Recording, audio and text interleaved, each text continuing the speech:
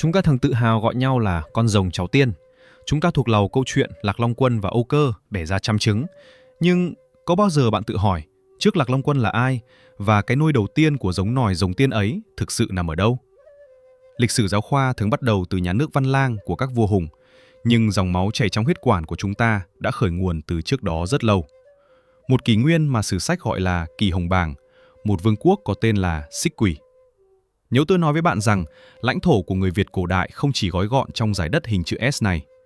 Nếu tôi nói rằng biên giới của nước Xích Quỷ xưa kia rộng lớn gấp 10, thậm chí gấp hàng chục lần nước Việt ngày nay, trải dài tận sâu vào lục địa Trung Hoa, chạm đến Hồ Động Đình huyền thoại. Bạn có tin không? Đây không phải là sự hoang đường. Đây là những gì đã được ghi chép trong những cuốn cổ thư chân quý nhất của dân tộc, Lĩnh Nam Trích Quái và Đại Việt Sử Ký Toàn Thư. Nhưng tại sao? Tại sao một vương quốc vĩ đại tồn tại gần 3.000 năm với lãnh thổ khổng lồ như thế lại trở nên mờ nhạt trong dòng chảy chính sử?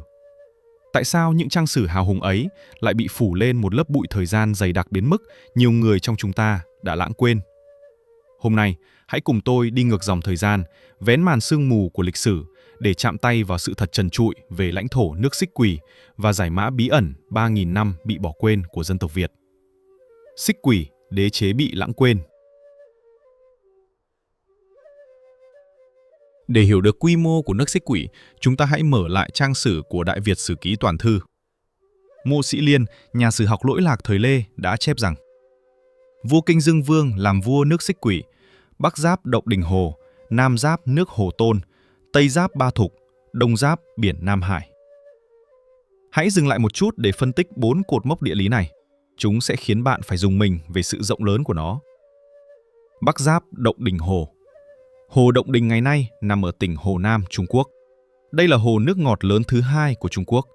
Khoảng cách từ biên giới phía Bắc Việt Nam hiện tại đến Hồ Động Đình là hàng ngàn cây số.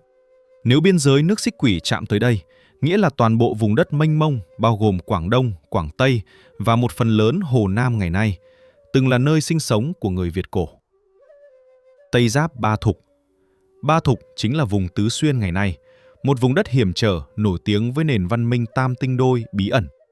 Việc cương vực phía Tây chạm đến Ba Thục cho thấy sức ảnh hưởng của cộng đồng Bách Việt đã lan tỏa sâu vào nội địa châu Á, dọc theo lưu vực sông Dương Tử. Nam giáp Hồ Tôn. Hồ Tôn chính là vương quốc Chiêm Thành, Champa sau này. Điều này khẳng định sự kiểm soát của người Việt cổ đã trải dài xuống tận miền Trung Việt Nam. Và cuối cùng, Đông giáp biển Nam Hải, tức Biển Đông ngày nay. Hãy nhìn vào bản đồ này. Đây không phải là một dải đất hẹp. Đây là một không gian sinh tồn khổng lồ. Một lãnh thổ bao trùm phần lớn phía nam sông Dương Tử. Trong không gian ấy, không phải chỉ có một tộc người duy nhất, mà là sự tồn tại của Bách Việt, 100 tộc Việt. Xích Quỷ, theo cách hiểu đúng đắn nhất, không phải là một quốc gia tập quyền theo kiểu hiện đại với biên giới cứng nhắc.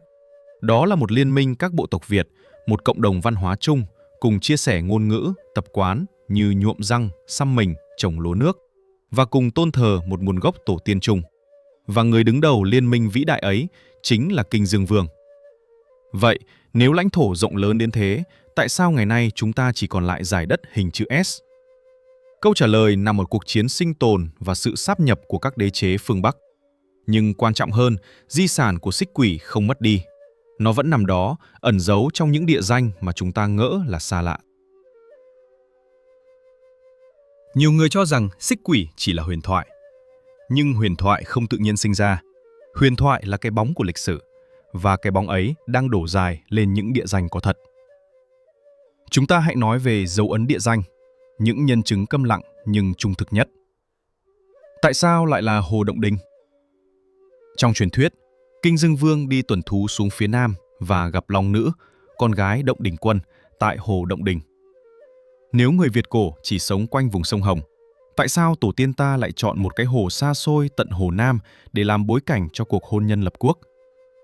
Câu trả lời hợp lý nhất, vì đó từng là địa bàn hoạt động thực sự của họ. Hồ Động Đình là thánh địa, là điểm cực bắc thiêng liêng trong tâm thức người Việt cổ.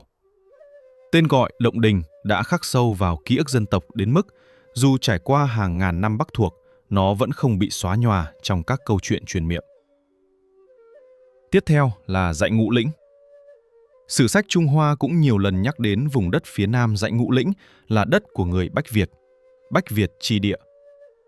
Dãy núi này như một bức tường thành tự nhiên, ngăn cách văn minh lúa mì của người Hoa Hạ ở phương Bắc và văn minh lúa nước của người Việt ở phương Nam. Việc xác định ranh giới tự nhiên này hoàn toàn trùng khớp với mô tả về lãnh thổ Xích Quỷ. Và không chỉ có địa danh. Khảo cổ học hiện đại đã tìm thấy những chiếc trống đồng Đông Sơn, những lưỡi rìu đá đặc trưng của văn hóa Việt rải rác khắp vùng Quảng Đông, Quảng Tây, Vân Nam. Những hoa văn, những con chim lạc bay ngược chiều kim đồng hồ, tất cả là những mã cốt văn hóa khẳng định sự hiện diện của một nền văn minh thống nhất trên vùng lãnh thổ khổng lồ mà sử sách đã miêu tả. Niên đại của Kinh Dương Vương được tính từ năm Nhâm Tuất 2879 trước công nguyên. Từ đó đến khi vua Hùng dựng nước Văn Lang là một khoảng trống gần 3.000 năm. Một khoảng trống quá lớn mà chúng ta thường gọi là thời kỳ huyền sử. Nhưng 3.000 năm đó không hề trống rỗng.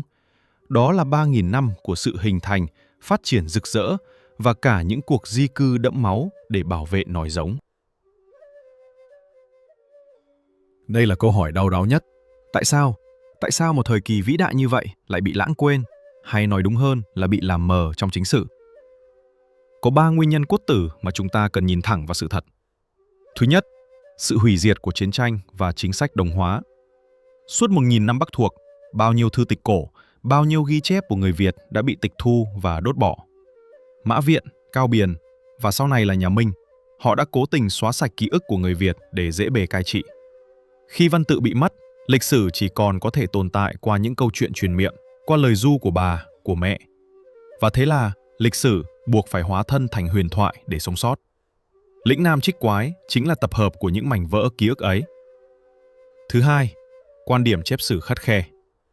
Các sử gia thời phong kiến chịu ảnh hưởng của Nho giáo, họ trọng tín sử, những gì có ngày tháng, bằng chứng văn bản cụ thể. Thời kỳ Xích Quỷ quá xa xưa, mang nhiều màu sắc thần thoại, rồng, tiên, phép thuật, nên thường bị xếp vào loại huyền sử hoặc dã sử, không được coi là chính thống ngang hàng với các triều đại sau này. Thứ ba, sự dịch chuyển của trung tâm văn hóa. Qua hàng ngàn năm, dưới sức ép của các đế chế phương Bắc, người Việt cổ đã có những cuộc di cư vĩ đại về phương Nam. Tâm điểm của nền văn minh dịch chuyển từ vùng Động Đình, Dương Tử về vùng sông Hồng, sông Mã. Khi trung tâm thay đổi, ký ức về vùng đất tổ xa xưa dần trở nên nhạt nhòa, chỉ còn lại trong tâm thức như một giấc mơ đẹp về một thời vàng son. Lãnh thổ nước Xích Quỷ có thể đã thay đổi theo dòng chảy nghiệt ngã của thời gian. Những biên giới địa lý có thể đã bị xóa nhòa. Nhưng có một thứ biên giới không bao giờ thay đổi. Đó là biên giới của huyết thống và văn hóa. Câu chuyện về Xích Quỷ, về Kinh Dương Vương, về Lạc Long Quân không chỉ là những trang huyền sử hoang đường. Đó là bản di chúc của tổ tiên, một bản di chúc khẳng định rằng dân tộc Việt không phải là một dân tộc nhược tiểu. Chúng ta có nguồn gốc, có vị thế và có một không gian sinh tồn vĩ đại, ngang hàng với bất kỳ nền văn minh nào trên thế giới. Việc giải mã bí ẩn về lãnh thổ Xích Quỷ không phải để khơi dậy lòng thù hận hay tranh giành đất đai, mà là để chúng ta, những thế hệ con cháu hôm nay, hiểu rõ mình là ai, mình đến từ đâu. Để khi nhìn lên bản đồ thế giới, ta không còn cảm thấy nhỏ bé.